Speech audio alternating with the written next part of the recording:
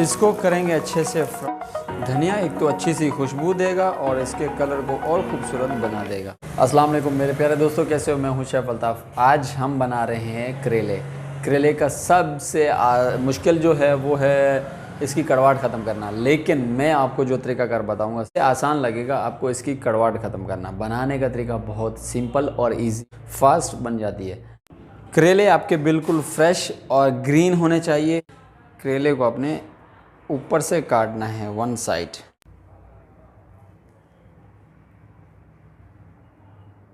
Side काट के हटा देंगे।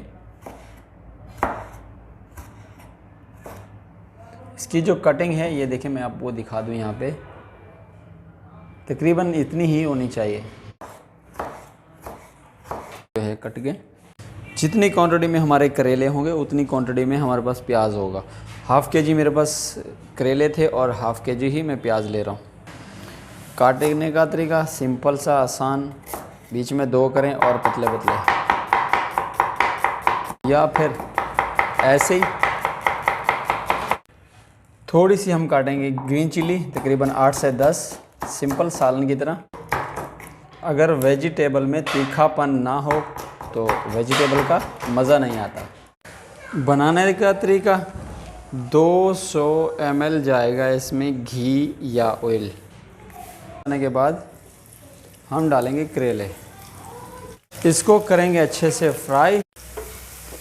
करेले फ्राई करते वक्त आपने ऐड करना है नमक, ज़रूर ऐड करना है, वरना करेले की जो कड़वाहट है वो ख़त्म नहीं होगी। सबसे आसान टिप यही है इसमें, और ट्रिक भी यही है जिससे कड़वाहट ख़त्म की जाती है। अच्छे से हो गए फ्राई। ऐसे ही फ्राई करने आपने, वरना कड़वाहट इसकी ख़त्म नहीं होगी। करने के बाद आपको पता चल ही जाएगा कि इसकी कड़वाहट ख़त्म हो चुकी है। तो इसको अभी हम यहाँ से निकाल लेंगे घी से। इसी ऑयल में जाएगा हमारा प्याज, इसको करेंगे अभी फ्राई।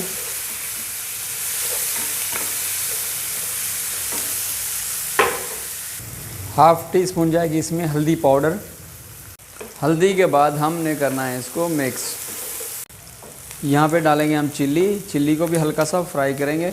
और याद रहे आपको कि आपने प्याज जो है ब्राउन नहीं करना, हल्का सा लाइट फ्राई करना है। जैसे थोड़ा सा मेल्ट होगा, साथ में शामिल करेंगे टमाटर, 3 अदद छोटे साइज़ में काटे हुए, जैसे आम सब्जियों में काटते हैं हम। स्पाइस में जाएगा कुटी हुई लाल मिर्च, हाफ़ टी स्पून। अगर आप इसके जगह पिसी हुई भी डालना चाहते हैं तो डाल सकते हैं। नमक ऑलरेडी हमने पहले डाल दिया था। फिर इसको भूनेंगे अच्छे से। मसाला जब हमारा थोड़ा सा अच्छा सा भुन जाए, टमाटर भी थोड़े से गल जाएं, तो उसके बाद हम शामिल करेंगे यहाँ पे हमारे जो फ्राई किए हुए थे करेले। फिर आपने इसको अच्छे से दोबारा पकाना है। अच्छे तरीके से मिक्स करने के बाद हम इसको ढक देंगे थोड़ा सा, मिनिमम 2 मिनट के लिए, ताकि हमारे जो करेले हैं वो भी थोड़े से सॉफ्ट हो जाएं, सब्ज़ी भी गल जाए और अच्छे से पक भी जाए। इंशाल्लाह हमारी वेजिटेबल कितनी खूबसूरत सी, करेले खूबसूरत से तैयार हैं। चूल्हा करेंगे ऑफ, उसके ऊपर डाल देंगे धनिया भर के। धनिया एक तो अच्छी सी खुशबू देगा और इसके कलर को और खूबसूरत बना देगा। माशाल्लाह हमारे करेले अच्छे से और ख़ूबसूरत से तैयार हैं। इसको करते हैं हम डिश आउट।